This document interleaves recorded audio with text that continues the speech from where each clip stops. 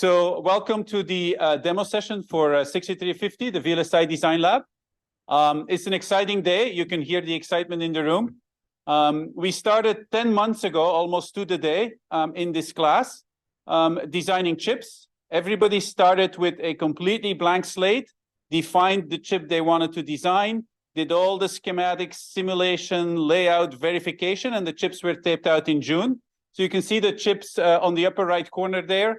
That's our tape out panel. We taped out 11 chips, and then they came back at the end of summer. You see them in the lower right, where we got the silicon back, and then in the last couple of weeks, students have been testing their chips, making PCBs, soldering the chips, and so on and so forth, testing, debugging, and today is a big day where we're going to demonstrate the function of these chips. I have to emphasize that this is an enormous undertaking, right? And I'm very proud of the students. The students should be very proud of themselves because, again, in 10 months, going from nothing to actual working silicon, even with some bugs here and there, is an enormous accomplishment, and everybody should be very proud of doing that. The other thing you have to realize is that we have been very ambitious. We're not just building single blocks, we're building full systems on chips. And so that requires many blocks working together. And what we're seeing is that the blocks all work fine, but in some of the interfaces, we're still debugging a little bit. And that's okay. That's what's to be expected. But again, overall, the results are really great, and the progress is fantastic. So let's go to the next slide. This is the schedule. So we're probably already a little late, but we're going to try to keep on schedule. Next slide. So I already mentioned, really all the credit goes to the students and the TAs. The TAs really did a lot of work as well. And so, we should thank them. Professor Shepard was very helpful in helping with the logistics of the actual tape out through TSMC. Richard Lee helped a lot with all the measurement setups. Kington helped with the computer accounts, and Joel was very instrumental in ordering all the bits and pieces, that we needed for the PCBs and so forth. Last but not least, of course, Apple has been so kind to pay for the fabrication, which is, of course, very important. And Joao did a fantastic job being the liaison with Apple, and also being present in the design reviews, asking very good questions. And we're also very happy to welcome several of his colleagues today on the demonstration. Next. This is for later, but all students are making a little video, are making a little website. We'll post this, all the links are there. I'll distribute this later. And then next slide also, we did the demo session last year. We made a video, the school made that available. There are some links here. I wrote an article in the Solid State Circuits magazine about this class and how to set it up. So if you're interested in that, you can take a look at those links. So now we're going to go and start the demos. The first group to demonstrate is a digital clock group. They call themselves Team Young. And so here you go. Yeah, so hello guys, good afternoon. We are Team Young of Digital Clock. Let me briefly introduce our project.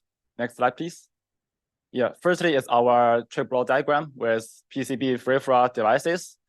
And in the very middle of this picture, we have our on-chip blocks. And all these yellow blocks are analog parts like anti-button, level shifter, and all the drivers. And all other stuff we are designed by standard ASIC flow, including logic synthesize and automatically place the route. We are using TSMC 65nm CMOS technology. Next slide, please. And here is our state transition blocks. Also, we can call it our user menu. We totally have 6 buttons, and we have 3 main functionality blocks, like showing our clock and showing the date and showing the timers. For each functional mode, we have its corresponding memory block to set the time, like memory clock, memory date, and memory timers. And we can use 3 buttons like bit shift, bit minus, and bit plus to do manually time corrections.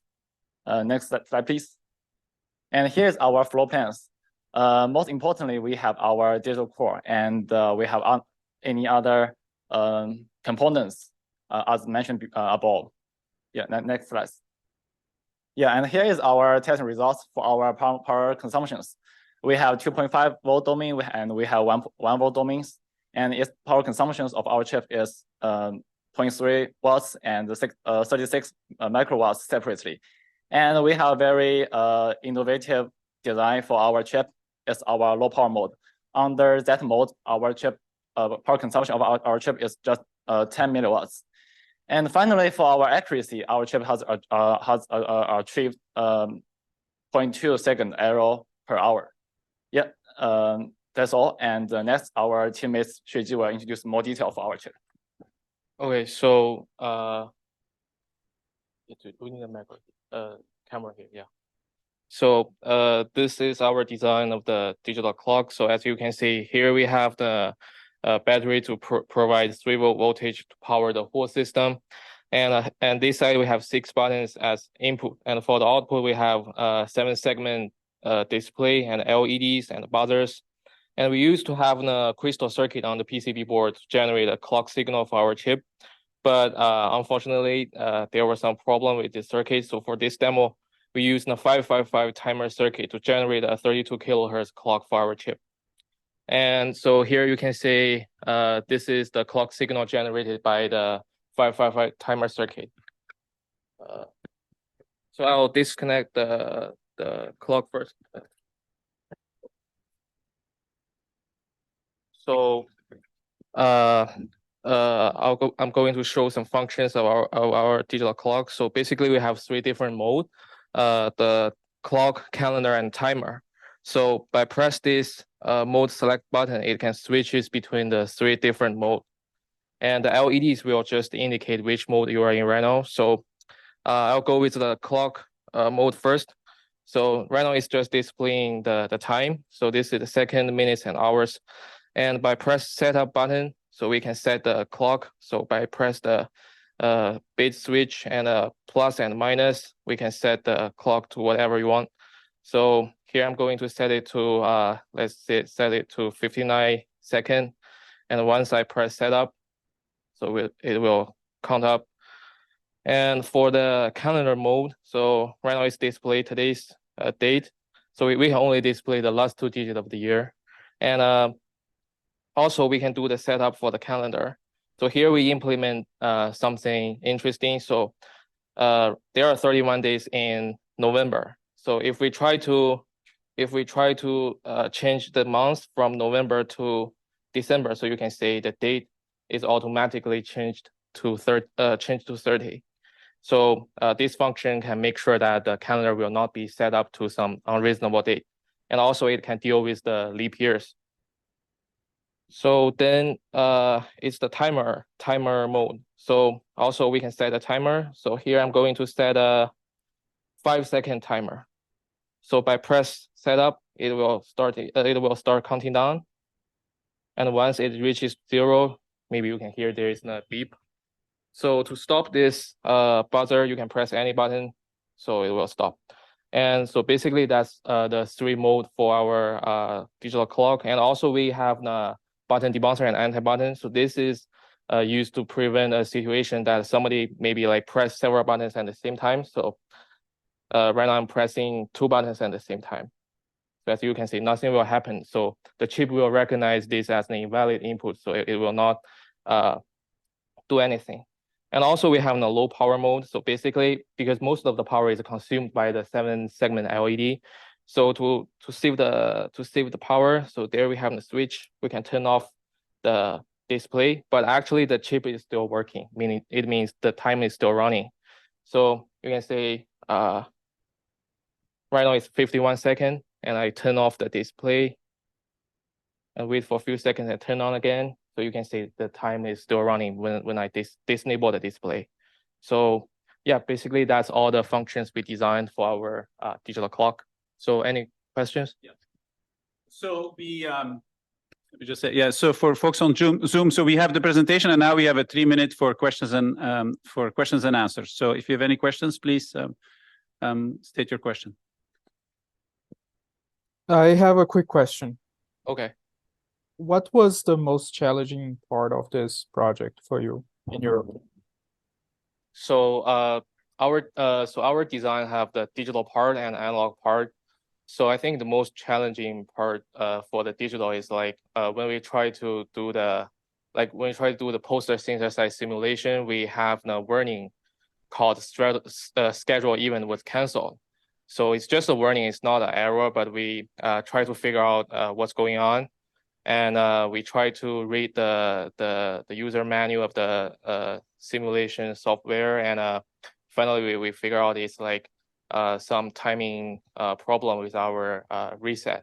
So that cost a lot of time, and we did a lot of research. So that could be that was one of the biggest challenge. And also for the analog part, so how to drive the 7-segment LED is another like a very big challenge. So we had to like make sure that the current goes through the 7-segment LED can turn, can light the LED up.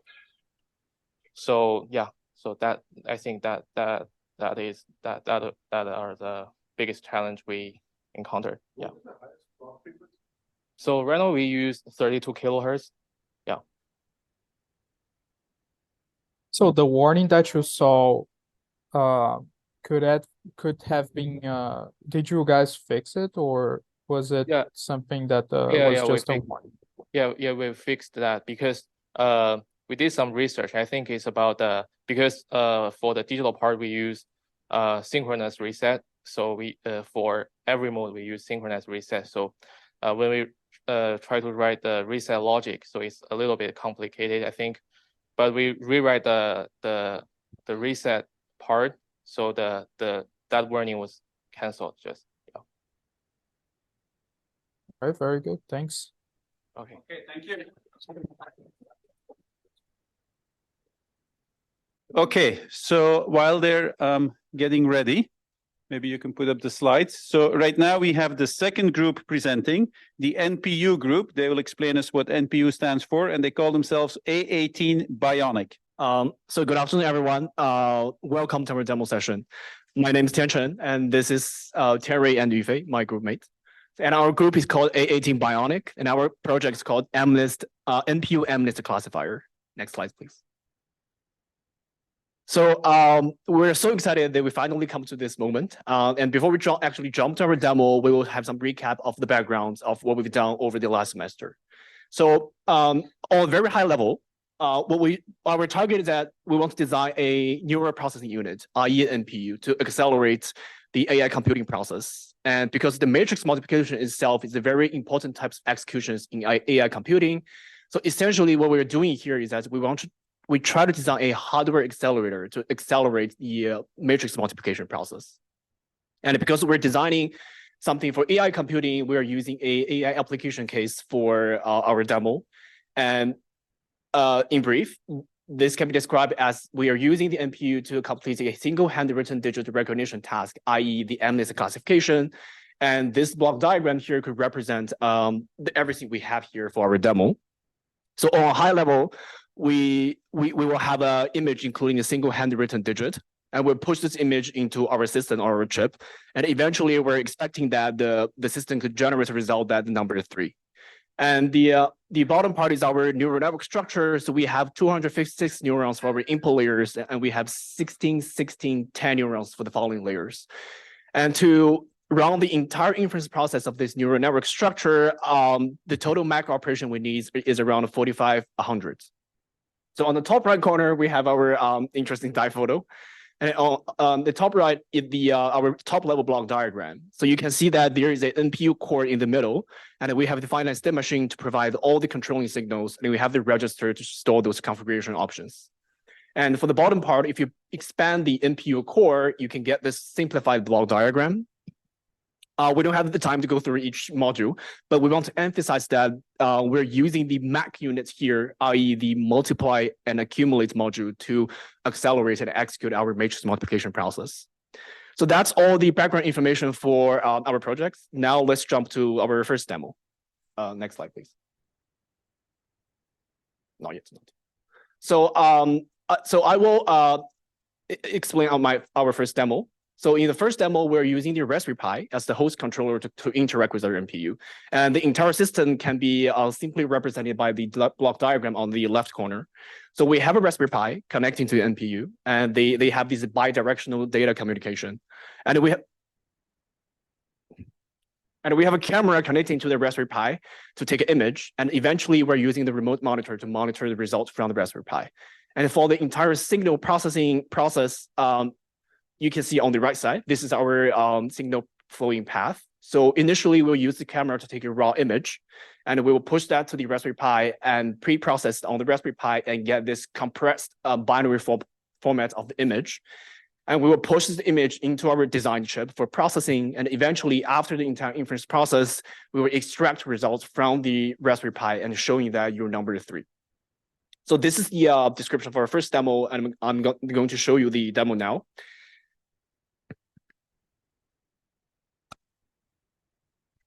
So we are trying to write a number here and ask our system to recognize that. And then we will ask Professor Kinget for a number. Yes.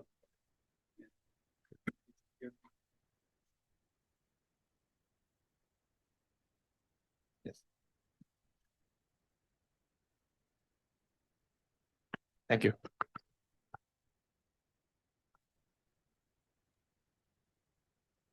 So the iPad here will be used as a whiteboard, and we have our entire system here, and this is just a very fancy wrapper that we designed for our system. And if you open the lid, you can see the actual PCB inside, and it is sitting on top of a Raspberry Pi. And we have a camera here, which will capture an image in front of it. And finally, after all the processing, we will display the results on the PC monitor. So we will run the entire inference now.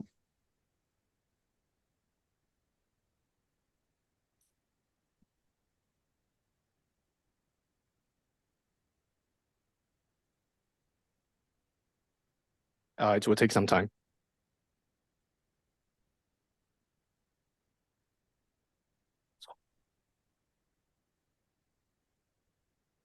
Sorry, please wait a little bit. Yeah. So the delay you are seeing here is that we add a mechanism to ensure the robustness of systems, but the delay is enlarged. So what you can see on my PC monitor is that you can see on the left, we have our raw image captured by my camera. And on the top right, you have the image extracted from this orange square. And on the bottom part, you have the compressed image that we actually will push into the NPU. And on the raw image, you can see that we back annotated the number that we recognized, which is 7. And this agrees with our expectation. So this is for our first demo. Let's move to the second one. Can you move to the next slide, Hongzi?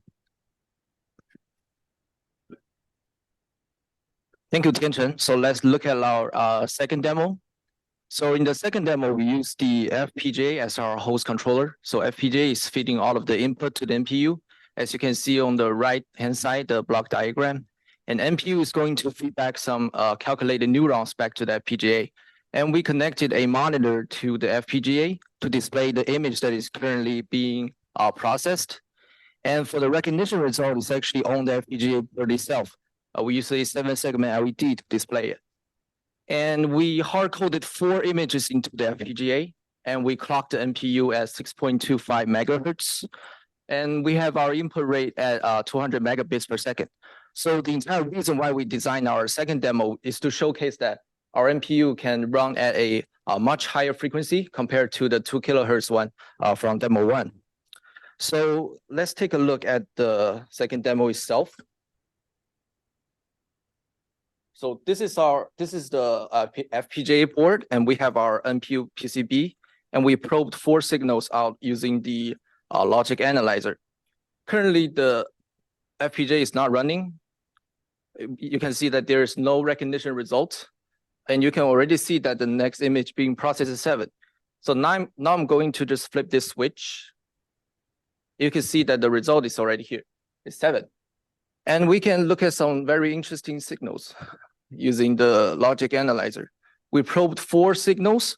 So the first one is the clock, and we have one of the input, one of the output, and then we have one of the control signal. So this control signal is called the read enable signal. It's basically this signal is put high every time we try to read a neuron from the NPU.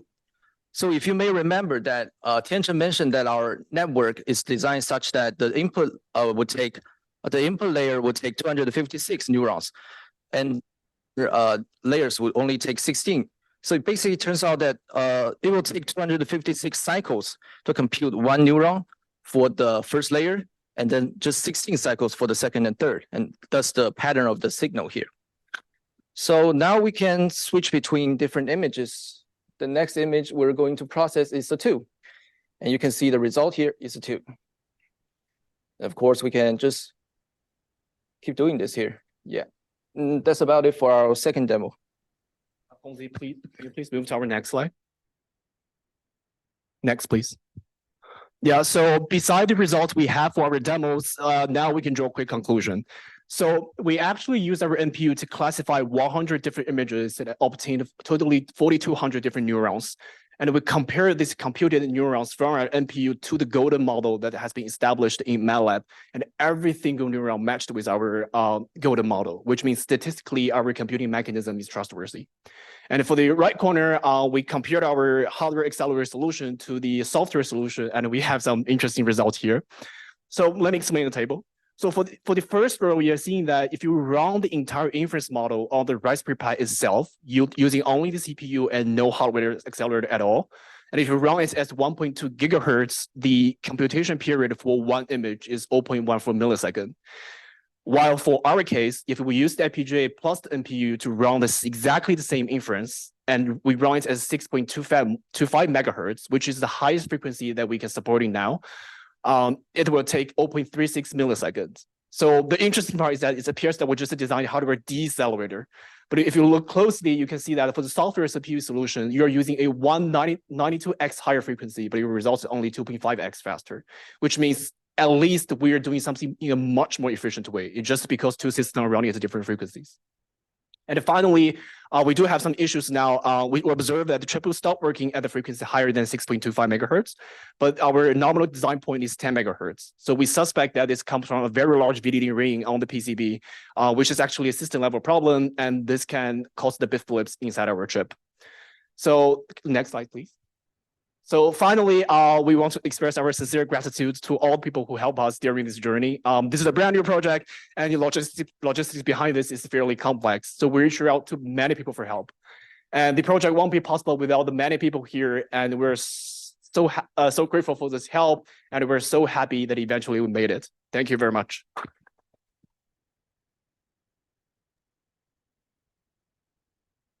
Questions? Thanks, Tianqian. Very, very good work, Tianqian and group as well. This group, I know all you folks are very, very hardworking. Very good work. I have a quick question. You said there is an issue. You said that was supposed to work at 10 mega, right? At your nominal voltage, and you saw some issue. The issue, is this ringing on the clock or the VDD? What is going on? So Conceive, can you move to the previous slide? Yeah. So we measured the VDD both the VDD out of the LDO and the power actually received by the chip. So we observe a super large VDD ringing, and it's not only on the clock, indicating that every single signal that we received after the voltage translator is affected by this large VDD ringing. So usually we have a super large VDD ring at the negative edge because we're trying to change the input signal. But when the chip is sampling everything at the rising edge, because we observe that this have a high Q, which means the damping factor is not very high. So this oscillation could affect the next rising edge. Is the question from the No, is it okay, Joel? Yeah, I can hear you. Yeah. Actually, I'm wondering, can you use some decaps or something to Yeah, mitigate we're that? still debugging this issue. We're trying to add some decaps to the system, but so far it can only work at 6.25. But we're still working on that. Got it. And I think Professor King had also asked you to do some sweeps, right? Frequency sweep, voltage sweep. Did you guys get a chance of doing that? We haven't swept the frequency because we are relying on the FPGA to provide the clock signal. And the reliable way that we find to do this is use the clock divider. But the frequency source we have is 50 megahertz, which means using a regular digital design, we have a limited number of frequency that we can use. Got it. So you don't have an internal clock generator, right? Yes. Okay, thank All you. right, thanks. Actually, Joao, my colleague, he must have been reading my mind. I was about to ask the question. But just a follow-on question. Are you sure that this is all just PDN, power delivery network induced? And how do you know that the timing closure internal to the chip is not what's causing the Fmax problem? So I guess you were suspecting that it's a setup issue. Internal timing or power delivery? Okay. So that's a good question, and we're working on that. But I have some results now. So we try to isolate this problem because we try to run the system at the frequency that we cannot get the correct results, and the results we extract from the system is not deterministic. For different rounds, we get different. It's not random, but it's different results. Okay, and we cannot be sure that it's not a separate issue, but I am fairly confident on that because we synthesized the everything using 100 megahertz. So So your synthesis target was 100 megahertz, is what you're saying? yes. Yeah, but what Lakshmikant is saying makes sense actually. We don't know, like you don't have any margins, right, for static IR. We don't know if the power delivery is good enough when you start, especially when you start cranking up frequency. This is gonna start consuming much more power, and you're gonna see much more voltage droop, right? So yeah, it could be this ringing in the VDD, but could be other things as well. Okay. Thank you, Joao. We're going to have to move to the next group because we have a lot of people anxious Sure. showing their projects. Thanks a lot for all the questions and congratulations again to the group. Yeah. So the next group we have is the WWVB receiver. So they call themselves the Electronic Beasts, and they're going to present their receiver next. Hi everyone, we are the WWVB receiver group. I'm Yidong and here are my groupmates Zhipeng and Zerui. Our project is about to design a WWVB time synchronization receiver. So what is WWVB? Actually, WWVB has a transmitter located at Colorado, and our receiver is about to receive that signal, which can be used in the radio-controlled clocks to synchronize the US times instead of retrieving time online through Wi-Fi. Next slide, please. Okay, you can see here on the left part is the signal we want to receive from our antenna. And after our analog front end, we can have this kind of signals. We can tell the differences between the 0 bit, 1 bit, and the marker bit by the different duty cycles they have. And after that, we have our digital part. Our digital part can decode these signals, which have different sequences. Okay, next slide, please. Okay, let's shift our camera to our board. And you can see here, this is our phone, which is a transmitter, and this is our antenna. And our antenna can receive the signals from our phone, and then the signals will go through our chip, and we have a programmable amplifier. We can use AGC algorithms to control it. And after it, we can go through to our digital decoder, and we can read the data from our SPI. Okay, you can see here, there is a little white button. And then when I press that button, our digital part will start to find a start of new minute. And after a new minute, the digital decoder will start to deal with the signal given by the analog front end. And after like 1 to 2 minutes, the final time will display on this LCD board. Okay, now I press this button. Okay, let's go back to our slides. Next slide, please. Okay, this is our block diagram for our analog front end. You can see we have an off-chip antenna, which I have shown before, and we have a low noise amplifier, which can amplify the signal without inducing too much noise. After that, we have an off-chip crystal filter. The quality factor of it is very high, more than 40K, so the bandwidth is about like 1.5 hertz. After the crystal filter, we have a buffer. The input impedance of the buffer is 50K, so it can act as a load for the crystal filter. After buffer, we have a programmable gain amplifier, and it has 10 levels, and each level is about 10 dB. After our PGA, we have an envelope detector, which likes rectifier. It can filter out high frequency signals and just leave the peak value of our signals.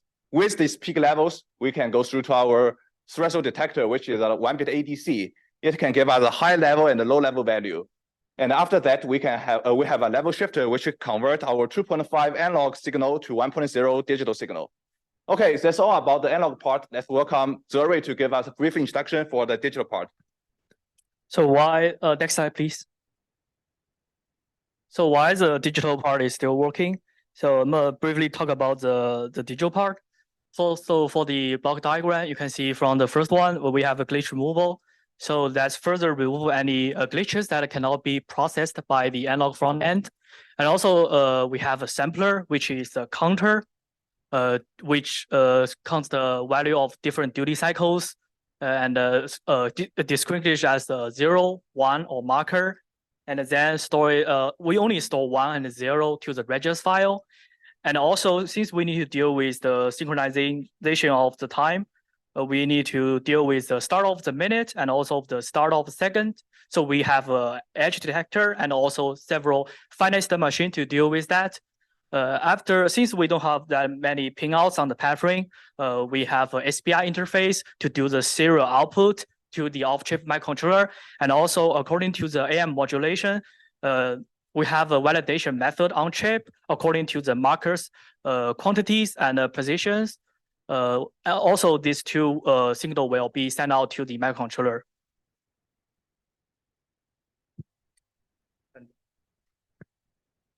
And hello, everyone. My name is Zhipeng Fan. I think we had a sound issue on the first synchronization, but worry not, we'll write on it again. As we mentioned before, we have an AGC algorithm, and that is to deal with the situation where you have different environment. You might receive a weaker signal or a larger signal, and that works by initially setting up the gain to the lowest setting. And then what it does is you will measure the output coming out from the envelope detector to the microcontroller. And then the microcontroller will read the maximum value and the minimum value amount during a certain period. In our case, it's 2 seconds.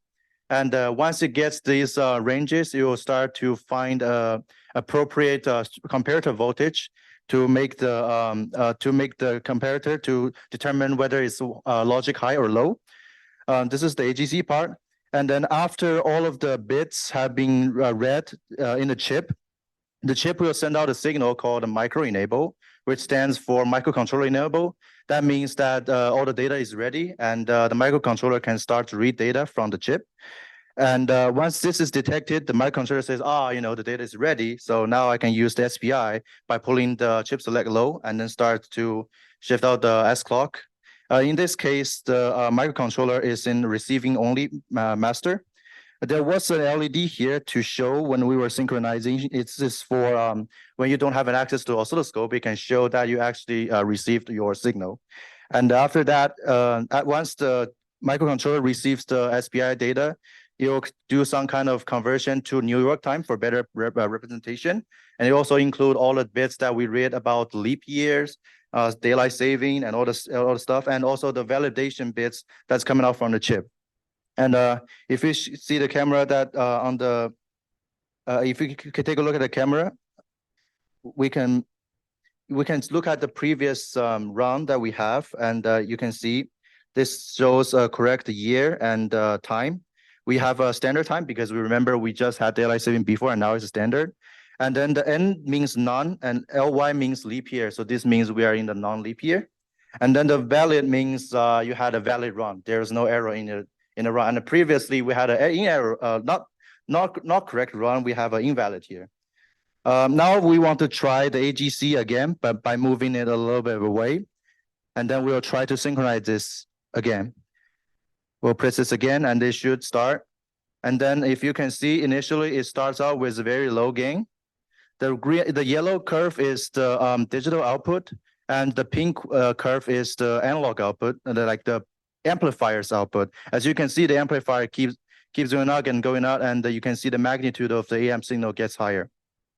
As it's still running, and we don't want to, keep looking at it, we can accept all the questions and answers. Thank you very much.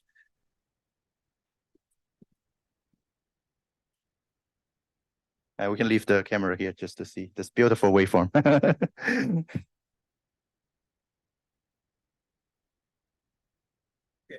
So we have a question for the audience. So the AGC you said is there to handle weak signals because of the phone's location with respect to the original broadcast. Is that it? Yes. It's supposed to. Oh, sorry. Supposedly, we are trying to receive it over the air, but the noise level that we have is probably not going to be enough. So that's why. But in real life, you could be synchronizing it at a different location. You could be indoor or outdoor, so that corresponds to a different signal strength level. But then your gain setting is always the same. If you don't change it, then you might not have enough signal or too much, because this is done in an AM/PWM fashion, right? It's nothing to do with phase, but more of amplitude. That's why we need an AGC algorithm. Yes, too much is also a problem. That's correct. Any other questions? So what is the glitch removal that you have there in the block diagram? Oh, so after the analog front ended, we probably will have some glitches that the analog, like the envelope detector cannot like process. So we deal with like a latency. We just like wait for some time to like let the signal change for a set of time. And if it does not change for that time, we just count it as a glitch or doesn't change. Got it. I see. Yeah, that's a small mechanism to do that. Got it. And a side note that we got another good results coming out from the camera. It says previously it was I think it was saying 42, and then now you get a 42 here, which is valid. And we moved the phone a little bit away. That means our AGC algorithm worked. Any other questions? Yeah, I'll make a quick clarification. So WWVB is out in Colorado at 60 kilohertz. It's thousands of miles away. The signal in the East Coast is particularly weak. It only works at night, actually. If you have radio clocks that synchronize themselves, they will do it at night.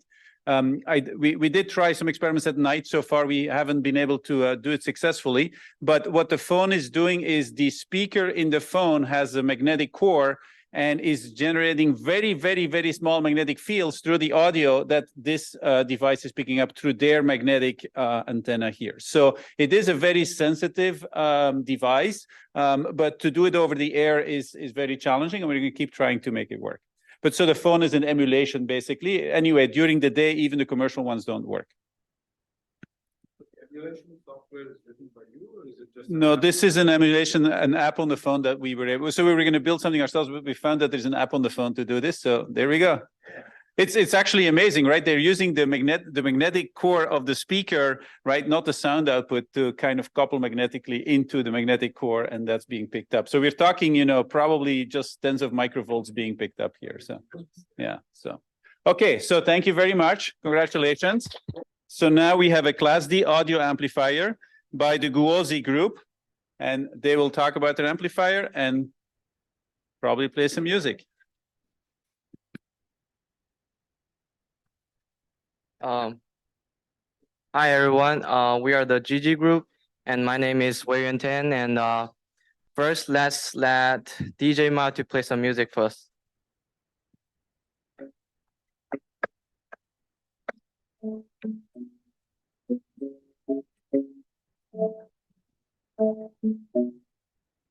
So the music you just hear is an audio signal that amplified by our Class D amplifier. Next slide, please. Next slide. So let me give you an overview about the whole system. So first, when it comes to audio amplifier, there's a lot to choose. And to get a clear audio, also high efficiency, we choose Class D to design Class D amplifier to amplify the audio signal. And here is a basic Class D amplifier structure. The audio signal will be compared with the high frequency triangle wave to generate a PWM wave. So, and the PWM wave will go to the gate driver and to drive the output, a large output driver. And all the blocks are implemented on our chip. And also, as you can see, our chip is laid out symmetrically to build a differential system. And yeah, thank you. Next slide. So here is, let's dig into our block diagram. So here, the signal flow from left to right, and this audio will goes into our tone control system with part of the tone control circuits off chip, and then the signal will go to the single entity differential converter to convert into two differential signal. And this audio signal will go to the integrator, and the output of the integrator will be compared with the high frequency triangle wave to generate a PWM wave. And to properly drive the output driver, we need a non-overlapping generator to put a dead time to it, and also a pre-driver. So the output driver will be, the output of the driver will be feedback through the feedback resistor, and the integrator will integrate the error between this and the audio signal. And this output signal will also be filtered out by the off-chip LC filter so that we can hear the music loud and clear. Next slide, please. So here's the PCB. We have audio jack to inject the music. We have an off-chip tone control with potentiometers there. And we have two bias control, buck converter LDO, and a few debug pins, and a off-chip LC filter. Next slide. So here is some results of our chip. So I mentioned before, we need a PWM waveform generation system. And on the right is the result of our chip. The blue one is a triangle wave generated by our chip, and the pinkish one is the audio signal. And these two are compared together to generate a PWM waveform. Next slide. So we also check the frequency response of our chip, and we almost get the flat response across 20 hertz to 10 kHz, which is almost all the frequency that human can hear. Next slide, please. And the special part is that we add an tone control system. So on the left is the target frequency response we are trying to achieve. We want to tune the bass part of the music and also the treble part of the music. And on the right part is the our testing result. You guys can focus on the blue curve. So on the top right is a scenario that both bass part and treble part are boosted. So the curve is like a concave curve. And on the bottom right is under a scenario that bass part and the treble part are both attenuated. Next slide, please. So finally is our specification. We are able to amplify the sound under frequency from 20 hertz to 20 kilohertz. And also we have a pretty good input amplitude range and also output amplitude range. And we hit the triangle wave frequency of 500 kilohertz and that time of 20 nanosecond. But the efficiency, we're still working on it. It's not as good as what we expected, and we are still debugging it. But the THD is pretty good. And now let me give it to Yuzeguo to play a live demo for us. Thanks, Weiyuan. Now I'm gonna play some music, and this is our PCB board, and this is our speaker. And now I'm gonna play some music. At the same time, I'm gonna show you guys some awesome waveform here. Let me introduce the waveform, and the first one, the blue one, is our output of the triangle wave generator, and it has the frequency of 500 kilohertz, and it also has the peak-to-peak voltage of 1.3 volts. And for the green one, it is the input of our laptop, input signal of our laptop, and the pink one is our differential output from our chip. Now I'm gonna play some music with intermittent tones, and you guys can just focus on our input signal and the output signal. Oh, wait a second.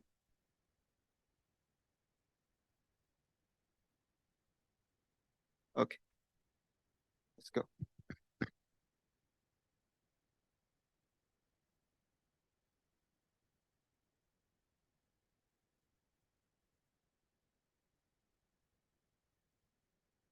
Okay, now I'm gonna play some continuous music. You guys can also focus on the input and output.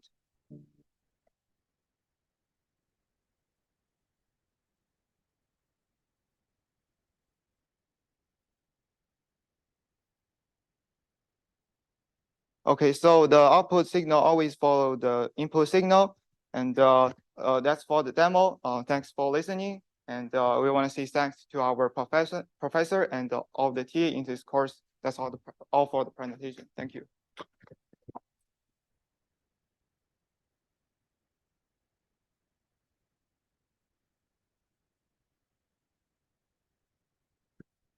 So any questions?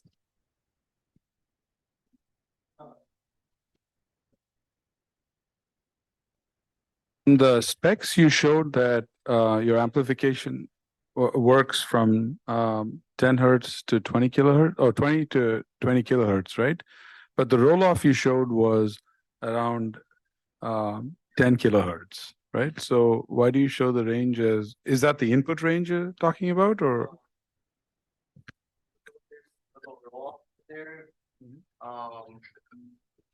So the frequency that human can hear is 20 hertz to 20 kilohertz. But there's a little roll off at 10 kHz. But most music and sounds are between under 1 kHz actually. So on the music level, this won't affect too much, but it's also a little flaw of our system that we can work on. Yeah.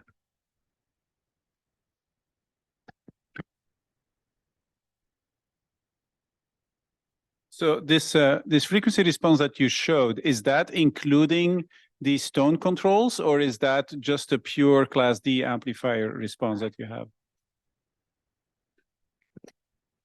So we have two paths. We can bypass the tone control or use or go through the tone control. So this frequency response is by bypassing the tone control, so that it's just flat response. Tone controls are just passive RC filters? So it's passive RC filter adding a amplifier, so making it a active filter. Yeah. The feedback. Yes. Can you demo the So the potentiometer is a little bit hard to tune, so maybe in the later demo we can show the other students the tone control. Did you have time to measure any distortion measurements? Did you do any THD measurements? Or you showed them? Maybe I didn't. Yeah, in the specification, the THD. You get 1.5%. Yeah. Any other questions? Okay, thank you very much. Okay, so we have now the ultrasonic proximity sensor by the group called Hedgehogs. Take it away. Hello, everyone. This is our team, Hedgehog. My name is Ang. My name is Abhinav. My name is Takumi. Also mention our teammate Tammy are not able to join us because he's working at a different location. Special thanks for Professor Kinjit to support us throughout our entire project. And a continuous support from our TA. Next slide, please. So the basic functionality of our ultrasonic proximity sensor is to detect the ultrasonic signal from transmitters and measure the time delays to obtain the distance measurement. Our system are including the amplifiers enable us to detecting the the object located as longer distance, the filters for the more accurate measurements, and the envelope detectors and comparator combos for us to have clean signals to process and get the result. Next slide, please. So with our block diagrams, we first we have LNA as our input, provide a low noise input of the 15 decibel, and 2-stage of PGAs provide combination of maximum 40 dB gains, and goes through the first low pass filters with 60 kilohertz cutoff frequencies. The ultrasonics signals we deserve is at 40 kilohertz, which will filter out the unwanted high frequency noise. And our envelope detectors is the Gibber cell mixers. With the second low pass filters, after the mixed signal stage, we will have a low frequency envelope signals and a 80 kilohertz high frequency signals. We will need the second low pass filter to process this high frequency signal, and the OTA is just in case, just to have more adjustabilities with our system. And the final stage with hysteresis 15 millivolts comparators to have a digital output. So we have tested the system over tape-out chip. So on the left image shows our simulated results, our chip design, which is our ideal waveform signals. And as briefly description, we have 40 kilohertz input, and then goes to each box to change the signals, such as amplifiers and the mixer as input detector. And then finally, we have a comparator as a digital signal output. So on the right side shows the actual test by using tape-out chip. So right bottom image shows the blue channel shows the input signal, and then green channel shows the output after the mixer, and the right top shows and yellow channel shows the input signal, and then green channel shows the digital output after comparator as a final output. So as you can see, the comparing the simulated result and the actual result, the waveform are most likely similar or match, so that we could confirm that our system our tape-out chip is working properly. So move on. So move on to the PCB circuit design. As a brief description again, we have an ultra receiver to receive the signal.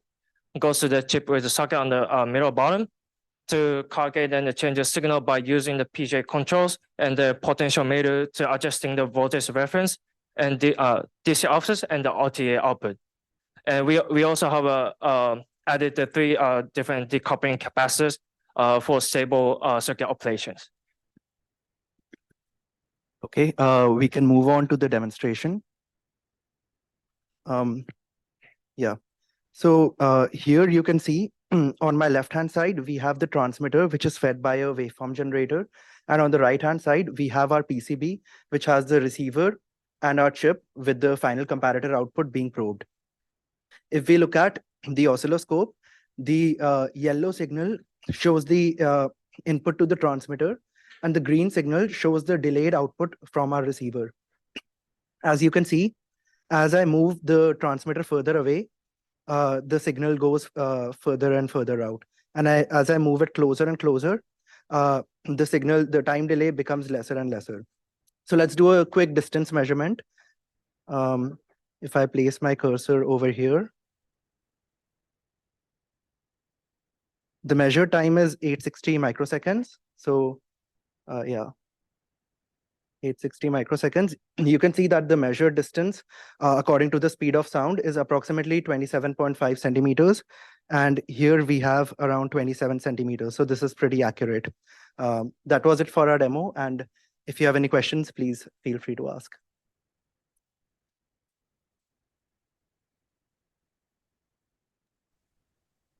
So you said there is a digital, like a competitor, right? Yes. What kind of competitor is that? It's called a HSS comparator. I see. Do you have any schematic? It's a HSS comparator. Sorry. So sorry for pronunciation. I have 2 questions. Yes, we have go. Oh, okay. Hey, so I have two questions. Have you tried putting some reflectors around it? Like this is straight line of sight kind of communication here, right? That is first question. Second is, do you have on-chip transmitter also? Or, this is only measuring from outside transmitter. So our device is only the receiver. We have Okay.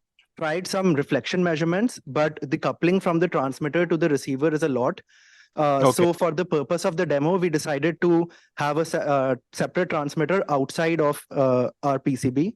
If you zoom into our PCB, you can actually see there's a transmitter which we are not using. Again, for the purposes of our demo, we just used an external transmitter, but we have made some measurements with an object to reflect. The demo is again not very stable with that because it can depend on how reflective the object is and how large the object is. And again, for the purpose of a clean demo, this is much better.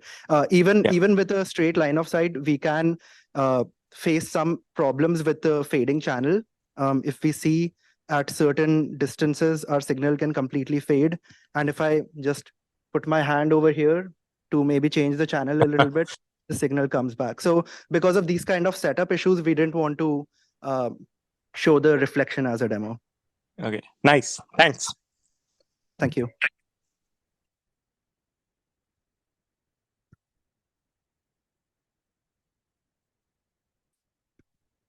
So if I remember correctly, but I don't remember in detail, but do you have any gain control mechanisms? And let's say you would build this into a full system, would you be able to adapt the gain depending on the signal level? Yes, so we do have a gain control system. As Ang had mentioned before, we have two PGAs, which can give a gain from 0 dB to roughly 36 dB. Right now, we just have jumpers on our board to control the gain of the PGA. The jumpers just give a high or a low input to the PGA control signal. But if we were to make the system a little bit more clean and maybe a little bit closer to a real product, we would give some sort of a control to the PGA using a microcontroller based on whether or not we are detecting an object. Here we just have a fixed gain just for the demo. But okay, so that raises another question from me. When you move the transmitter away, you lost the signal, right? So can you recover the output if you raise the gain? That's actually very hard to do because there are certain distances, and it's not even a distance. It depends on the environment. I can quickly show you. So it's not the signal loss. It's not the strength of the signal loss. It's some reflection, something else going on that you cannot recover with the so gain if control. You can see, if you can see the blue signal right now, at a certain distance, we have some signal. At a small distance away, the signal almost completely disappears. And at a further distance, we again have a signal. So it's something that is to do with the channel. If we have a signal which exactly destructively interferes with the reflective signal, then there is not much that we can do no matter how much gain we provide. There might be a very small amount of residual signal, but that might take tens of more dB than we can provide in the system right now to recover.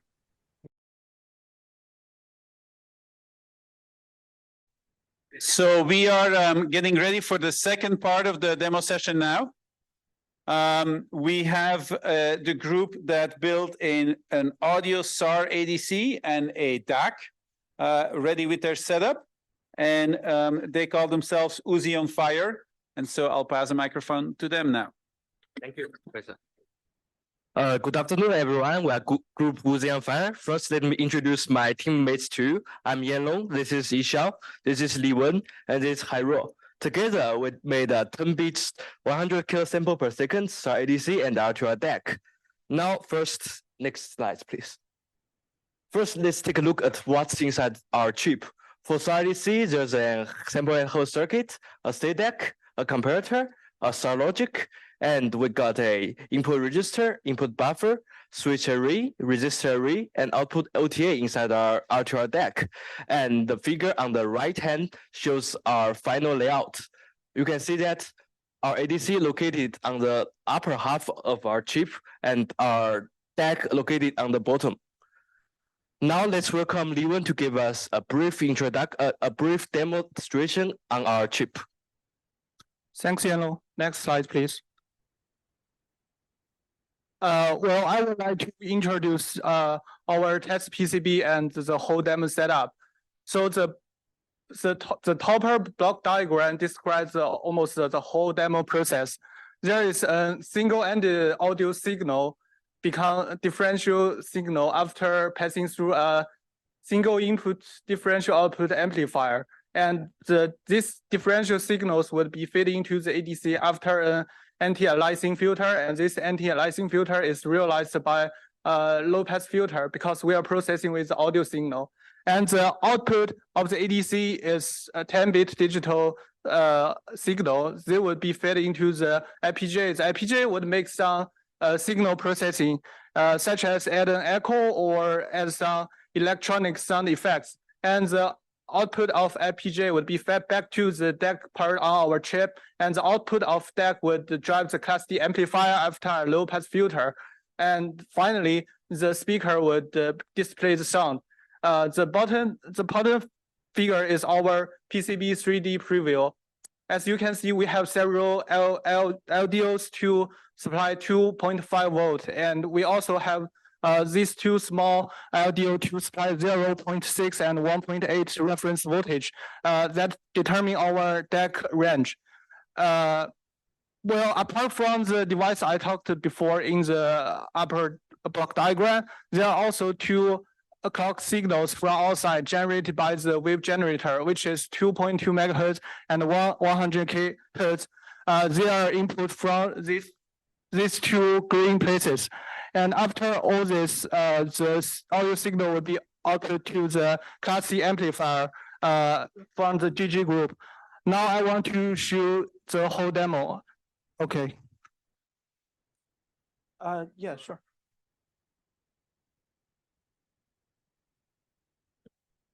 So this is the power supply, it's 5 volt, and this is the audio input. And I will display original sound first.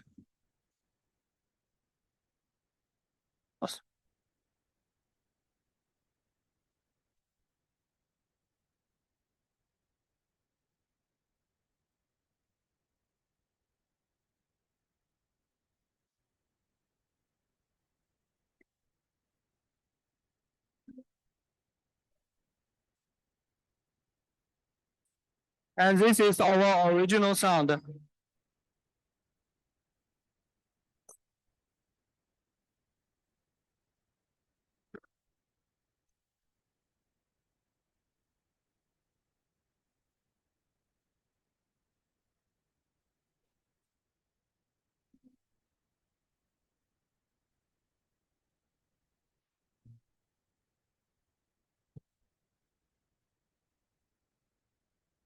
And this is our processed audio signal. You can see there's some echo on that. And next slide, please. I would like to introduce our ADC performance. So our ADC design resolution is 10-bit and its sampling rate is 100K sample per second. And the supply voltage of our analog and digital parts are both 2.5 volt, and they are separated. Our reference voltage is 1.25 volt, and it's used to bias the initial voltage of our SAR ADC. Our ENOB has its maximum value of 7.78 bits. As you can see, this result comes from the output signal spectrum on the left-hand side part. We input a sine wave, which signal is 42.746 hertz, which is very strange, but it's a co-prime frequency. But you can still see some skirt on our figure. So it means there is some spectrum leakage, and spectrum leakage can decrease our ENOB performance. And this distortion become even bigger in higher frequency. And that's the reason why we have to put window function to recover our ENOB in higher frequency. And we draw this ENOB vs frequency diagram. As you can see, the ENOB oscillates around 7.5 bits. The same spectrum leakage happens in our DNL and NML measurement. In our DNL and NML measurement, we try to input a very slow sine wave, and here is the output of a statistic output for every single step for our ADC. eventually we got the result for DNL. Our maximum DNL is minus 0.99 LSB, and our maximum INL is plus minus 2.0 LSB. Then I would invite Yanlong to talk about the deck performance. Okay, thanks, Liwen. Next slide, please. So now let's take a look at our DEX performance. The resolution is also 10 bits, and we got 100 kilo sample per second as well. And our reference voltage is 0.6 volts and 1.8 volts. That determines our output range for our DEC. And for our dynamic performance measurement, we input a sine wave from 1 kilohertz to 50 kilohertz, and the SNDR varies from 48 dB to 53 dB, and the ENOB is approximately 8.5 bits. And we input a very slow sine wave to test its static performance. Our offset error is very low. It's approximately 0.02 LSB, and we got 0.27 DNL, and our maximum INL is about 1.5 LSB. And you can see that this is the FFT of our output signal. The input frequency is about 500 hertz, and we generated all our input signals from FPGA, so these signals are naturally synchronized. And the last figure shows the measurement of our DNL and INL. So that's all for our demonstration. Next slide, please. I want to thanks to Apple, thanks to our instructor and our TAs. That's it. Thank you. So any questions?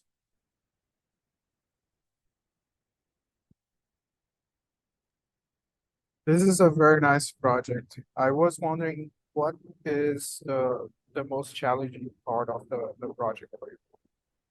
Or the most challenging part? Yeah. Yeah, as for the ADC design, because our ADC is a very is a slow ADC. So when we design the switch capacitor DAC, there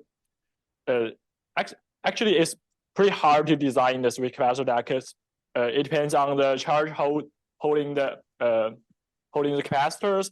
But since our ADC is pretty slow, so we need to hold the charges for relatively longer time. So it's pretty hard to design, and we have other questions or challenges And I think still it's very easy to design a single module like comparator and SAR logic, but once we put it together, there's a lot of timing issues. We need to add some delay lines to make everything works. How about the layout? Did you have any trouble with the layout? Can you go to the layout slide? So can you go to the layout? Yeah, as you can see, the largest part is actually the switches instead of the capacitors. So it might look like not that intuitive because in most cases for ADC, the largest part might be the capacitors. But in our case, we don't have like a coarse capacitors and like the separate topology. We have because we have 10 bits, so for MSB, there are like thousands of switches in our layout, so it's not that intuitive and it's really hard to do the layout. And for the capacitor array and the resistor array, we need to implement central layout method to avoid the mismatch. I think that's the hardest point.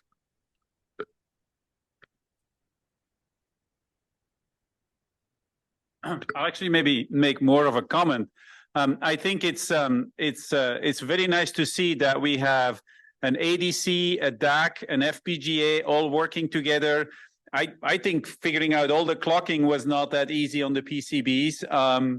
Actually, I saw some of it, right? It's not easy to get all these things to work. And then, they hooked it up to one of the other projects in the in the class here. So we actually have an ADC, a DAC, an FPGA, and a Class D amplifier all working together, taking sound from an iPad. So, it's a pretty complicated system here. So that's very nice to see. So with that, congratulations, and we'll go to the next demo. So our next demo is a Class D audio amplifier by the group that's called It Takes Two. Hi everyone, I'm Adrish and this is my partner Akanksha. So we are the group It Takes Two and we are here to demo our Class D chip that we taped out last semester. Next. All right, I'll just quickly go over the overall overview and what we are doing differently. So this is the overview of a Class D amplifier. So we have an adder which adds the stereo signal and converts it into a mono signal. Then we have a tone control. Then we have a fully differential amplifier which takes that single-ended signal, converts it into a fully differential signal. Then we have a fully differential integrator. Then we have a ramp generator, and then we have comparators which compare the signal generated by the integrator, the error signal that is generated. And then we have a non-overlap generator followed by pre-driver. Finally, we generate a PWM signal, and then we filter it out. We filter out the higher order or harmonics to generate the audio signal. The main reason to go for a Class D amplifier is that typically, if you try to bias an amplifier to its quiescent point, you are wasting a lot of energy. So by doing this, you are using the final stage in on-off scheme, and you get higher efficiency. What we are doing here differently is we have a fully differential integrator, different from a pseudo differential architecture, where the two feedback paths are compared inside a single fully differential amplifier with common mode feedback stage. So that essentially corrects for any offsets in the path, any skews in the path are taken care of. Next. And this also has better common mode rejection. Yeah, so this is our chip top and you can see a dye photo next to it. We have tried to optimize our layout as much as possible. I'm not sure how much of it is visible over here, but we have taken care of multiple things while making our layouts. And the main was obviously the drivers and the differentiality of our signals, because we didn't want to lose out on differential parts because of layout.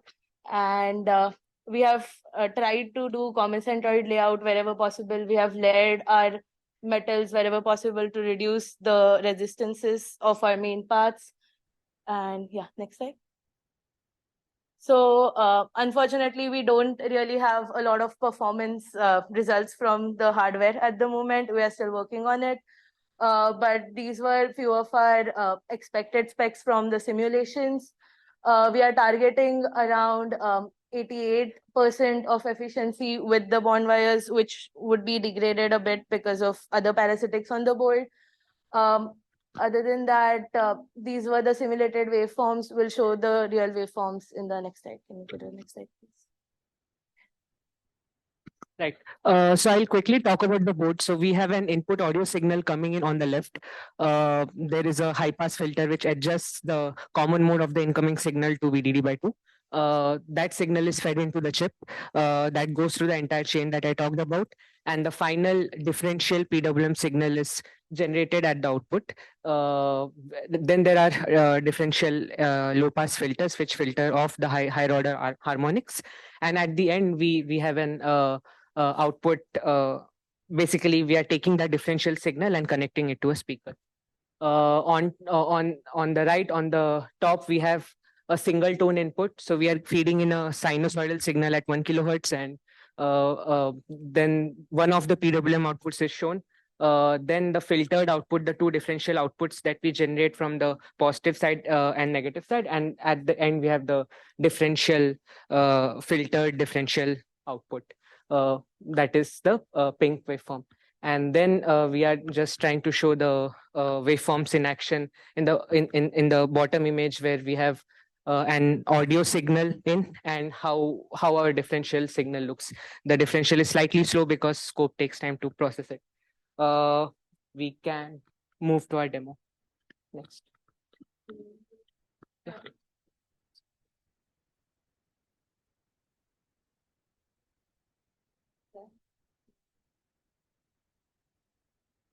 So we have an audio coming in from an iPad.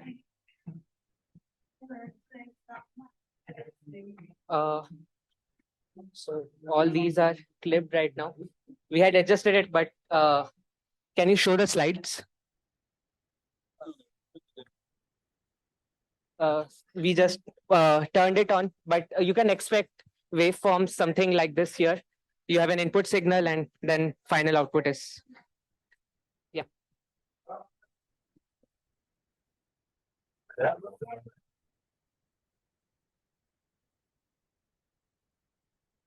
That's it. That's our demo.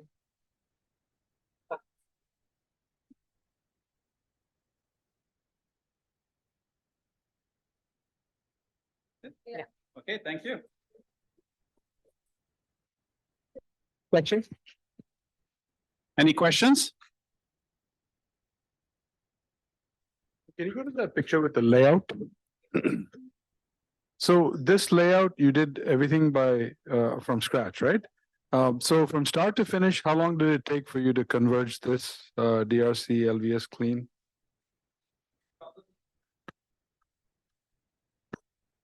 Yeah, so we went step by step. So first we cleaned up each and every block. Then we went up hierarchically. So the entire integrator that was hierarchically cleaned up in LVS. Then 3 blocks at a time was hierarchically.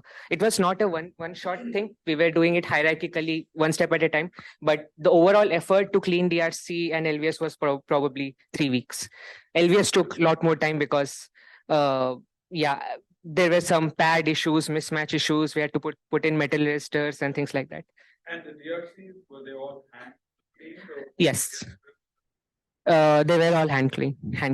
We also ran into over density issues because there were a lot of that took us by surprise. There are like all the empty spaces filled by decap, and the decap is essentially made by using the gate oxide cap of the FET, and then we are stacking all the metals all the way up to fill everything, and then that led to over density errors. Yeah, but we tried our best to. So the input to output path is fully differential.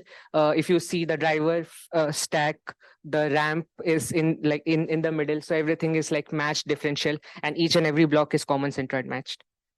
One more question. Yeah. Did you have the concept of getting any DRC waivers, or that was about 100% DRC? We waived off a couple of DRCs, right? What yeah, I think we waived. I think so. We didn't change any. Yeah. Like we didn't add any. Yeah. So yeah, the question on DRC.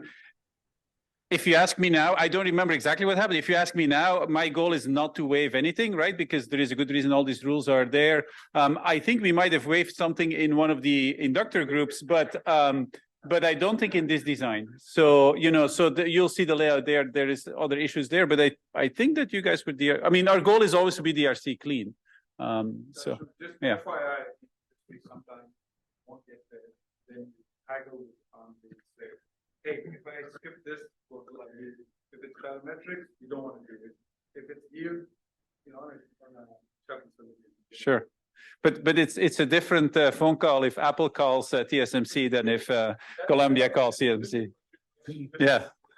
we just well, actually, frankly, TSMC doesn't even unless it's egregious, they don't even care, right? On the shuttle, if you have errors, if you have DRC errors, as long as you're not making errors too big for others. Yeah, but no, so they check for certain. But anyway, let's leave it at that. Okay, thank you very much. Okay, well, what were the main challenges? The first. Well, in design, it was definitely the driver and differential amplifier. But after design, in testing, it was getting rid of all the noise we were getting because of the switching side on analog side. And we have added a lot of things on our chip, a lot of caps wherever possible, as close to as the chip as possible. You want to add anything? Like I would like to go over like challenge and the fix. So we ran. Okay. You pick one. The biggest one. Biggest one was the output driver for sure. So we optimized each and every switch size to under 100 milliohms. Then suddenly we saw it was a miss on our part to not calculate it beforehand, that each and every bond wire was giving 630 milliohms. I remember if I'm correct. So what we had to do was dedicate half of the pins available, half of the 64 pins available just for, so we were stacking 8 pins for like 8. So there are 8 for supply, 8 for out P, out M, and out N, so that we could bring the bond wire parasitics in like at a comparable level to the, yeah, that took us a lot of like effort. Okay, thank you. Okay. So next we are going, we stay in the audio domain, but we're going now back to ultrasound. So we have an ultrasound array by a team called Sonic Beams. Hi everyone. Hi everyone, my name is Phong, and this is Nishan, Rohit, Hari and Rohit. We are team 2 BeamSonics, and in the presentation today, we will present our BeamSonic chip. Next slide. Yeah. So just before going to the demonstration and architecture about chip, we're gonna go a little bit about the concept first. So traditionally, ultrasound sensor is often used in robotics and biomedical applications where range and localization is often be beneficial. In such system, in order to like enhance the directivity of the sensor, it often be employed with the horn antenna, and the horn improves the directivity. But in order to do beam steering, the sensor need to be mounted on a servo, and that requires like mechanical movement, and that is slow, and that is prone to error, and therefore it incur like high maintenance cost. And so in our system, we think it would be interesting if we combine like millimeter wave technique to do beamforming to ultrasound frequencies. And in our system, we have 4 transmitter and 1 receiver. And by changing the phase delay between the transmitter, we can do the beamforming. Actually, go back. Yeah. So there's one problem with our system is that because our pitch is like 1.2 lambda, and therefore when we do beamforming, we see like a silo, but that can be easily solved if we use a smaller footprint sensor. Next slide. Okay, so this is a quick architecture of our system. It has a BeamSonic chip at the center, and it has an FPGA, a power amplifier on the left, 4 transmitter sensor, and 1 receiver. So in order to see, let me go here. So in order to understand how the system works, we start with the FPGA. So the FPGA generates 5.12 megahertz clock to the chip. It also generates the SPI bits to program the phase of the transmitter, and then it sends the trigger signal to start the sequencing. So the transmitter, it receives the phase information, and it programs the phase, and then it sends the 8 pulses in this case. And then when the 8 pulses go outside and reflect it back to the receiver, it goes to the LNA, low pass filter, VGA mixers, and comparators. So the mixer is used to convert the 40 kilohertz to a DC waveform. And then the comparator is used to detect the envelope. And then this is a simulation we have back in the summer. On the top one, you can see like there's a trigger signal. And then the yellow line is the transmitter signal with 8 pulses. And then a few, we see like an LNA output and PGA output. And finally, at the bottom, we have the envelope and the comparator output. And we hope to achieve like a 30-degree steering angle with a 1-degree resolution. So this is a chip, the photo of the chip die. And on the right side is a PCB of the system. So on top of the chip at the center, we have the LDO on the top left. We have a level shifter on the bottom left that used to convert the 3.3 volts from the FPGA to 2.5 volts to the chip. And then we have a biasing circuit on the top right. And then on the bottom right, we have a power amplifier, which is used to convert 2.5 volts to 15 volts to drive a transmitter. Next slide. There is a measurement setup. We have one all the system running. So we have the system in the teaching lab where we point the beam upward, and depending on the elevated objects compared to the table, we can detect the distance between the system and the objects. And basically, the distance between the system and the object is determined by the delay, the time delay between the trigger signal and compare the output. Next slide. So we do measurements. First of all, we notice that the maximum, the limitation range of our system is 160 centimeter, which is the height of the ceiling. So in order to increase the range, we need to move to like an outer space, like a bigger space, and then we also measure different distance. So you can see like we're trying to measure from 20, 40, 60 up to 160. And on the x-axis is actual distance, and on the y-axis is measurement distance. And as you see, it follows a linear line with a regression coefficient of 0.889. We also try to implement a beamforming because that is a selling point of our system. So we have the, as you see, like we have an FPGA that can be used to program the SPI, and then we have a switch in the FPGA that's used to program the phase, and then we try to have one phase at 0 degree and one phase at 50 degree. And we expected to see like the difference between like the two distance, which is 160 centimeter and 165 centimeter. But it's very hard to see on the oscilloscope. So we hope to move the system to like a bigger environment, so we can see the difference between the two when the two beam changing. So right now we're gonna change to our demonstration. Hello, can you hear me? Okay.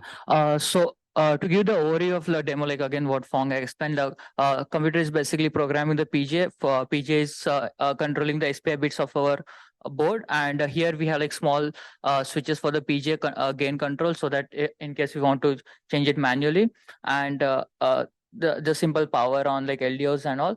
So I'll rightly get started with the demo. So actually, can you just move it detecting the mostly? Okay, so actually you can see here right now it is already detecting the ceiling. But yeah, so as we showed in the slides, this yellow one is a trigger signal, green one is a transmitter signal. Sorry, the blue one is a PG, and the important one is the pink one is the comparator output. The comparator shows if the object is being detected or not. So I will just show like three types of objects. So first is like my hand, like pretty small object. So the moment I introduce it, you can see, and it is getting closer to the trigger signal, showing that the distance is reducing. And here you can see it's approximately 30 centimeter and getting like really close. And then if I introduce like a little bit bigger object, then we can see even the multipath options. Then we select two beams, two signals coming at the comparator output rather than one.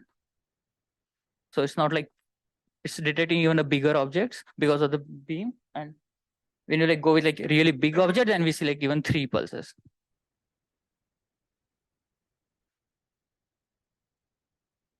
And like currently the we measured in the lab with the accuracy, but in the demo also you can see that it's like approximately 30 centimeter or something from the sensor to here.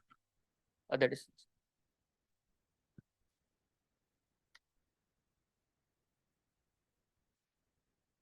And finally, we would like to thank the TA, Alfred and Jose, for like spending like time with us, like so many like sleepless night.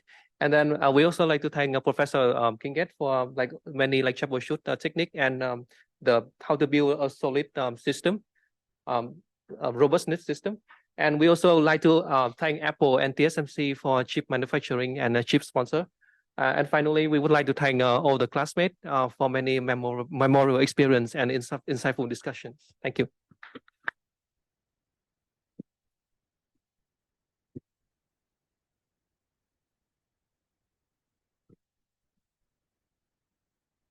So the problem you solved is not needing a mechanical way to move the beam, and you had that. And so when you said multiple pulses, was that trying to demonstrate that when you held an object at an angle, one beam was showing the distance to the first point, and then the other pulses were to different points?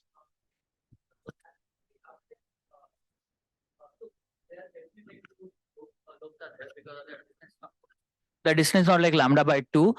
So the multipath we were seeing it because of that. Like we are like having two beams. So if the object is bigger, then the multipath is bigger, like higher. So it's like the signal going up and it bounces the object, it going down and it going up again, it going down. So it's moving twice the path that expected. So that's why we see two paths. And the bigger object, the more path we see. Yeah, you will see that it will be integer multiples. The second one will be just be integer multiple of the first one. And then you said something about a 1 degree separation. Okay, calibrate that and how to figure out that it's 1 degree. So actually, like making the whole system work is very challenging, and it took us so many times. So we trying to reach that point. Right now, we only have 0 degree, 15 degree, and negative 15 degree. So it very cost control. So actually, the better answer will be like he made sure that the phase differences that he is getting, they are like controllable. So as of now, for the demo, we're not able to show that. But if you do it correctly, then in theory, we should be able to show that.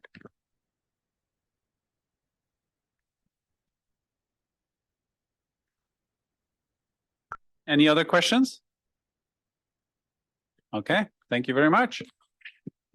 So next, we are going to move on to the NV magnetometer demo, which is done by the group called Cranium Crystals. Hi, I'm Evan, this is Aditya, and this is Burke. We're Team Cranium Crystals, and we're going to talk about our magnetometer. Next slide, please. So we'll start off with a very brief introduction to just what NV magnetometry is and why it's worth working on as a project. So NV diamonds are essentially, you can think of them as a resonant circuit where specific microwave frequencies that you can apply to the diamond will cause dips in photoluminescence that's coming off of the diamond. Though you can see that in kind of the x-axis here, where as you sweep microwave frequency, you'll see those dips in the photoluminescent output. The specific resonance points will change according to the ambient magnetic field that's present around the diamond. So if you say swept the microwave frequency and looked at the photoluminescence spectrum and saw where those dips were, you could calculate the magnetic field strength that's around the diamond. NV magnetometry is a really interesting field of research because not only does it have the potential for really precise measurements, but also each NV center within the diamond lattice can act as its own quantum sensor, which allows for extremely high spatial resolutions. We haven't investigated that specific feature in our project, but we're hoping that by miniaturizing these devices, we can work towards that and maybe some other possibilities as well. Next slide, please. So one significant challenge while trying to measure the spectrum of the diamond is 1 over F noise and the DC offsets of our devices. So to avoid that, we basically modulate our microwave bias to the diamond at a depth of 4 megahertz and at a rate of 3 kilohertz. So this results in flickers to the emitted light of the diamond, which is at our modulation rate, 3 kilohertz, and the amplitude of those flickers depend on the derivative of the spectrum at the measurement point. So if, for instance, if I wanted to measure the derivative at 2.5 gigahertz, what I would do is I would flicker the x-axis, right, our microwave frequency bias to the diamond around 2.5 gigahertz, and I will look at the flickers at the y-axis, which is the emitted light intensity, and I can just block any DC signals at my receive chain, just measure on the focus on the amplitude of the 3 kilohertz signal and get a measurement point. If we repeat that for all our frequency points, we can get the derivative of the entire spectrum from which we can determine the dip points and thus the ambient magnetic field. Can I go ahead? Okay, so this is the system that we implemented on our chip. So our transmitter is a programmable PLL that modulates an RF VCO. This VCO stimulates the diamond, which in turn emits an optical signal, which is also modulated at 3 kilohertz. And we can control the frequency range, the modulation depth, the modulation rate, and the output power of the VCO using off-chip digital controls. On the receiver side, we have a photodiode, which is also implemented on chip, which detects the optical signal and converts it into an electrical signal. This is followed by a few programmable gain stages and then demodulation by mixing down to DC. The demodulated signal is sent through a switched capacitor filter, which integrates and averages our signal and also filters out any harmonics that would have been introduced by the mixer. So after all of this, we get an output that looks something like this, which is basically the signal getting integrated and then the integrator resets itself.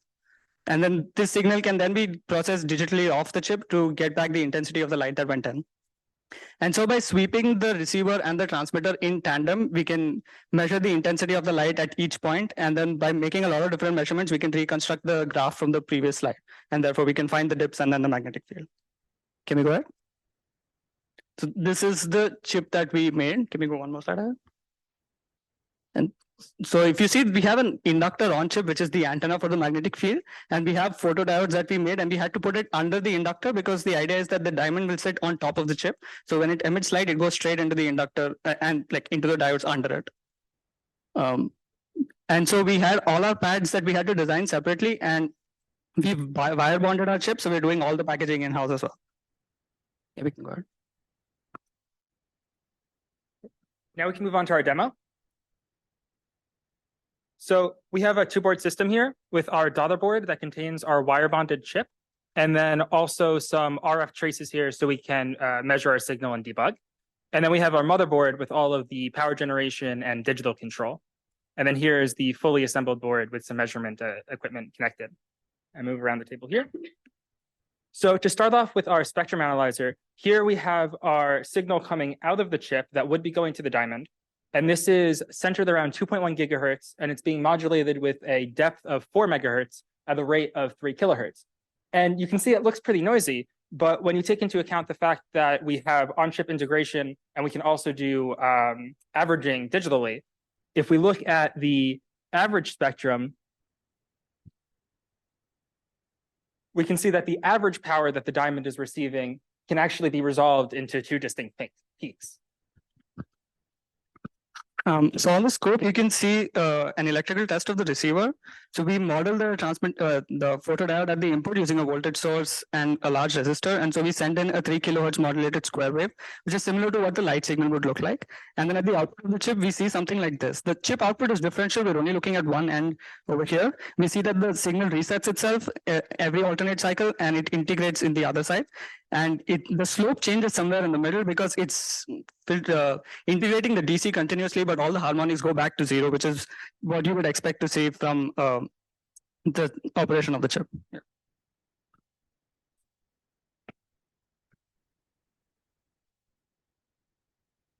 So our thanks to Professor Kinghead for helping us throughout the course, to our TAs, Hongzi, Moore, Alfred, and Arman, and of course to Apple, and our advisor, Professor Ken Shepard, and we would welcome any questions now.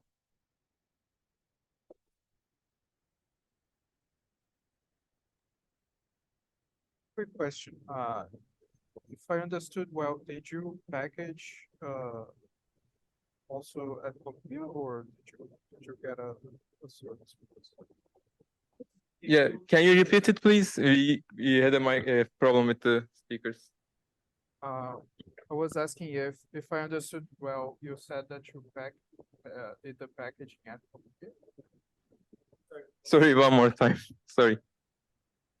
No, I was wondering if the packaging was done similar to the other chips, using a complete. So, yeah. So here you can see we directly epoxy the chip on the board and then wire bond it on the board. So one advantage we are getting from that is we are getting shorter wire bonds. For instance, our like RF lines that benefit from that. And also we, rather than like a package and a pad that will have like a lumped capacitance at that frequency, we directly go into like an impedance controlled line from those three traces. So in that sense, it was packaged differently, yeah. Got it. And this was done in-house. Done in-house. Very nice. Very good.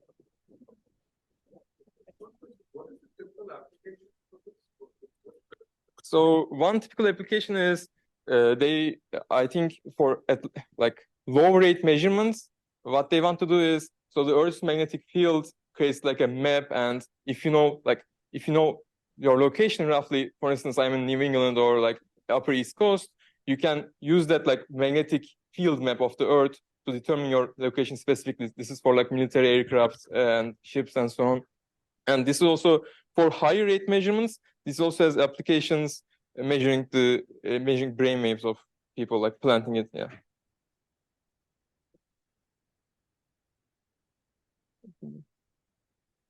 So what are the next steps that you're going to do in this setup?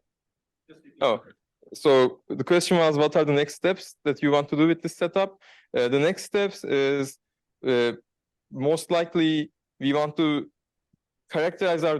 So we have a diamond sample that is getting ready right now. So we would like to test our chip, obviously, with that sample. And what we would like to do is there is some more electrical characterizations to be done on chip. One important thing is like getting a way to reliably mount the diamond on chip and getting a process for that. And also I would say testing the photodiodes on chip. We haven't characterized them yet. See how they work with our receive chain. Anything else, Third? I think we covered it. We'd also like to get baseline measurements from our NV diamond sample and compare that to our chip. So we'd like, highly reliable like benchtop equipment compared to the signals we're getting. So maybe some problems to also mention, if you have time. So, yeah, not if it's briefly, not too. I cannot do it too briefly. Biomedical chip, so to speak, last year, and they're still testing their chip this year. So, yeah. Okay. Thank you very much. So now we are going to move on to our final demo for the AM transceiver by the group called Radioheads. Hi, my name's Kate. They're my colleagues, Victoria, Kenya, and Logan, and we're presenting on our AM transceiver. Next slide, please. This is our system's architecture. We receive from a ferrite loop antenna, come into our LNA, and then a mixer. The VCO is on chip, which goes to our LO driver, which buffers it and converts it to a differential signal to give to our mixer. Then we take the single-ended output from the mixer. This goes off chip to a bandpass filter at 10.7 megahertz. We're up converting, so we don't have to worry about the image due to the closely spaced channels at AM. The bandwidth is 10 kilohertz. This is a crystal filter off chip.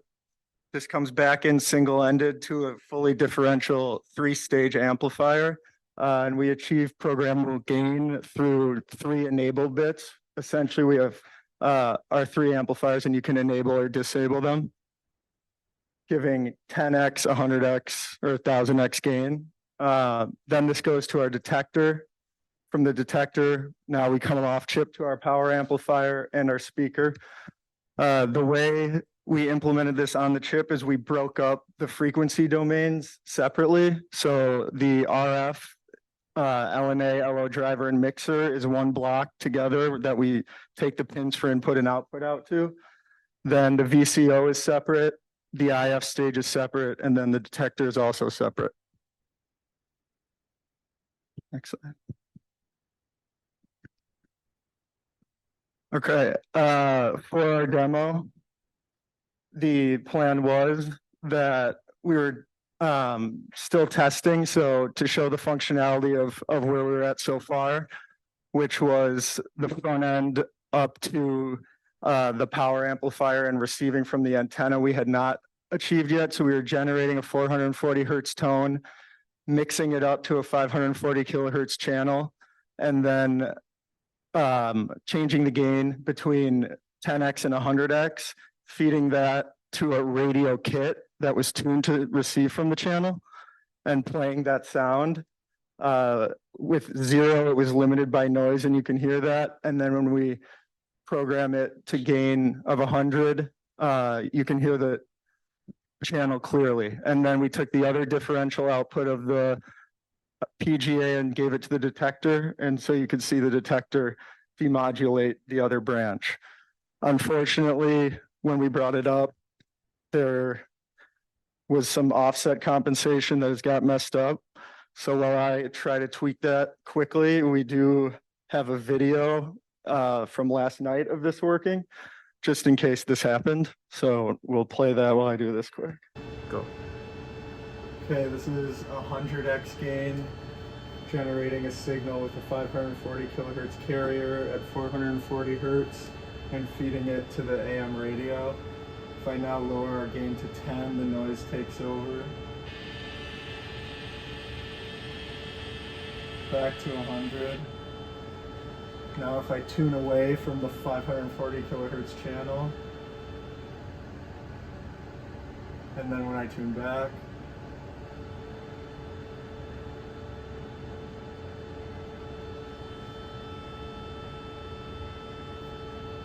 again 10x.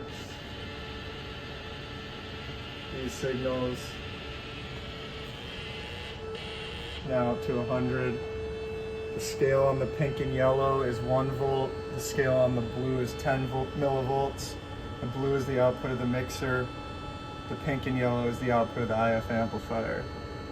10x gain, 100x gain, tune away from the channel,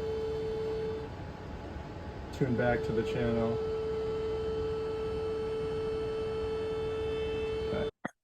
Okay, so that was what we were hoping to show to you here today. Unfortunately, that didn't happen, as we are learning through this process sometimes happens in engineering, and it's an important lesson for us. We also are waiting on our PCB, so this was done on a breadboard, which also lent us some creative problem solving as we were trying to do this demo. So if you go to the next slide, please.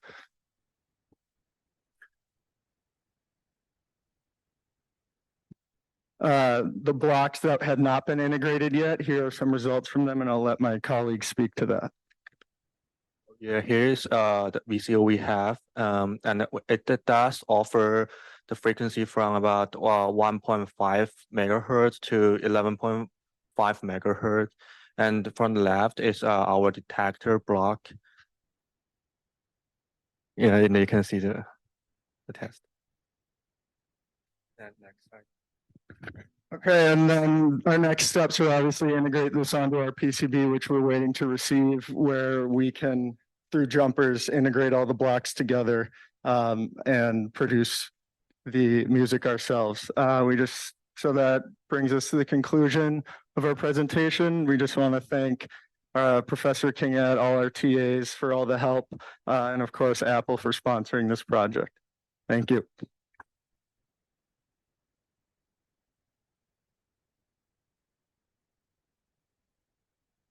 Yeah.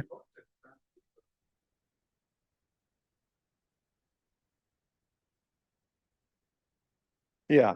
So it's just a receiver. I think in the slides it was called a transceiver, but yeah. If you go to our first slide, I think it's.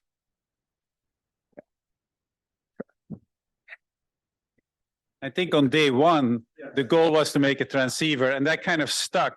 But even the receiver, I mean, AM radio receivers are very complex things to design. So we focused on that.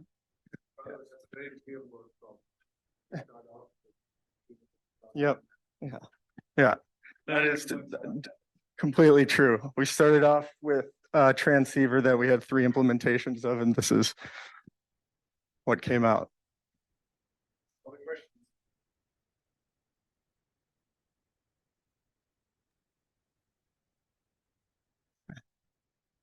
Okay, well, with that, let me take the next one. So with that, I think we are closing up the Zoom part of the remote part of the demo session. So thank you everybody for the nice demos. Thank you or all the attendees for the questions. And what we're going to do now next is, well, there is some refreshments in the hallway, which you can grab something. And then please put your setups around the room here, because now students, you know, your fellow students and so on will come in around 4:15, and you know, we'll have an open session, and you can talk to them about all the good things, all the fun this was, and maybe about some of the things that were harder to go through. That's fine too. And then, you know, we can get them ready for the next version of the VLSI Design Lab, which will be in the spring of 2024. So thank you, everybody. Thank you, folks. Yeah, I also wanted to thank Professor Kingit and the TAs for the class. You guys did all the work, and all the students as well. This is a tough class, but I hope this was also something that you could learn a lot from chip design. And yeah, thank you a lot. Thanks for one more year, Professor. Yes, thank you, Joao. Thank you also, Lakshmikant, for coming out. You know, and the support obviously is invaluable to make this class possible, both, you know, the financial part of it, but also kind of the support through all the questions and the guest lectures and so forth. So it's very much appreciated. And I do think, I mean, I see a lot of smiles, so I do think that people in the end enjoyed it, especially after the demo works. So it's a rewarding experience. Thank you very much.